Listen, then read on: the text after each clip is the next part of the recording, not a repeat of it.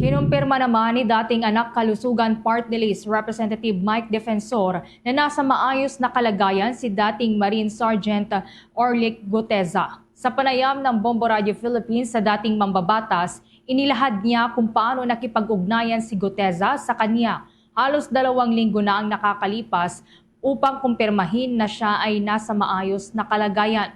Ayon kay Defensor, mahabang panahon din na hindi niya nakausap ang dating sarhento kasunod ng una niyang paglabas sa Senado. Hanggang sa tuluyan pang sabihin sa kanya ng isang kakilala na pinatay na ang dating Marine Sergeant.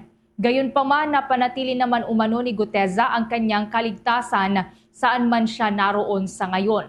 Ayon pa kay Defensor, hindi siya interesadong malaman ang kasalukuyang kinaroroonan ng dating sundalo sa ngayon para na rin sa kanyang sariling kaligtasan. Narito pa ang bahagi ng eksklusibong panayam ng Bombo Radio kay dating Congressman Mike Defensor. Matagal, wala akong naririnig. Umabot pa nga na may isang group chat. Yung mga sundalo na binalikan ako, sabi, sir, pinatay na daw si Orly Guteza. So, sabi ko, sana wag naman at hanggat kaya nating mag-reach out. Hindi ko kailangan malaman kung nasaan siya.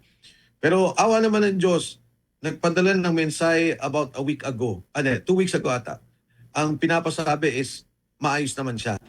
Nanindigan naman ang dating mamabatas na ang ginawa ni Guteza ay dahil sa kanyang pagnanais na maibunyag ang umano'y korupsyong nangyayari sa flood control projects ng gobyerno.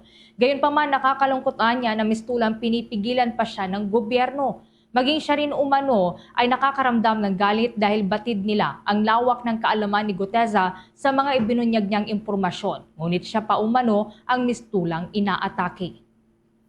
Itong sundalong to nagsalita lang, akala niya ay matutuwa ang gobyerno na meron siya may tutulong doon sa investigasyon, doon sa nakuha ng pondo. Yung pala, yung mismong gobyerno ang gigipit sa kanya. So to, nagalit talaga ako. Doon talaga para akong meron din akong personal na galit dahil nga ako yung nagpakilala at nakipag-usap, no, kasama Senator Marcoleta, kinausap siya na magsalita. Bagi po yan ang pahayag ni dating Congressman Mike Defensor sa eksklusibong panayam ng Bombo Radio.